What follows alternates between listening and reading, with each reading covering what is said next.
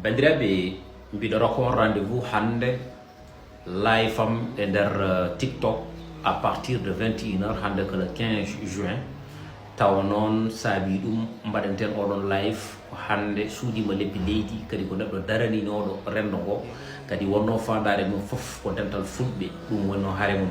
wononi Baba Kana yo Allah yurmomo yafomo yo Allah harnuma janna yo malaikaji moƴƴi ha joni jaɓɓomo ɗum noon hewɓe ene jiiɗi andude ne Baba Kana yaari hewɓe ene jiiɗi andude aussi holto tolna hen eɗo fannu justice beele ene wona e dow majjum beele wonaka e dow majjum ko hande laaɓata e nder oɗo live mo mbaɗeten à partir de 21h mbaɗɗen invité noon ko ɓiyu makko kala ɗo jiinoɗamo a yiyat ɗon Djibril Diaw Galsen kala ɗo jiiɗa Djibril Diaw Galsen a yiyat ɗon Baba Kana Djibril Diaw Galsen noon wona tan Baba Kana woni sehil mum kala mbaɗowo hip hop e nder rendo ngo walla kala dillo hen haysino ko melaman Djibril Diaw Galsen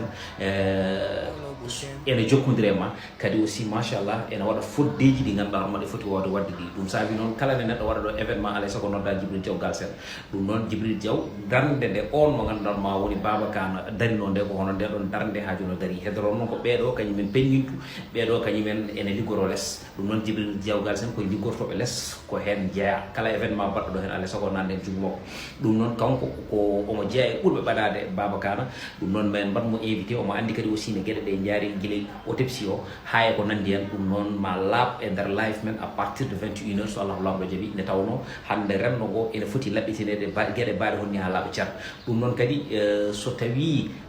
baɗon e Baba Kana en jarama ɗum jarane ko caggal mawgal ɗum tagui noon goto foof ene foti wadde hen junggo mum sikki ala noon waɗama ko gandanɗa hoorema kono wiye collecte collecte o noon fayi koye famille makko kanko Baba Kana gam yidde ha joni wallide ɗumen ɗum noon affiche o ene wayno o mon ɗon woni affiche mo jiiron ɗon numéro téléphone o aussi nanɗon ne hadirten yalla so tawi neɗɗo ene yiiɗi wadde hen ene wawi wadde hen mbuuɗu famɗani ujunere hewani kala ko neɗɗo jogui ene wawi hen wadde ɗum noon sa waɗi ko Allah tan ha joni yottatma ne tawno aduna ko lehe tati guudi hen ngal alahal ene luɓini dus ngal alahal ne uuri banggue ngal alahal tigui rigui ha joni ene uuri voilà lahal lumgal bingal dus wala hal ngal deftuɗa ñamɗa an tan goto ɗum ko kabine fayi lahal urgal banggue lumgal banggal ko lahal ngal defɗa deftuɗa ñamɗa e miskinaɓe comme so e ñaami kono ɓuuri ko baraji kono ko ñamɗa ko koto ngal to lahal fano ɗum to fayat lahal urgal ngal ko lahal ngal deftuɗa mbasɗa ñamde hen tottuɗa miskineɓe ñaami hen woni ko balliɗa ɓe ɓe gandanɗa horma juuɗe men jettaki keeceji men ɗum noon bandiraɓe musidɓe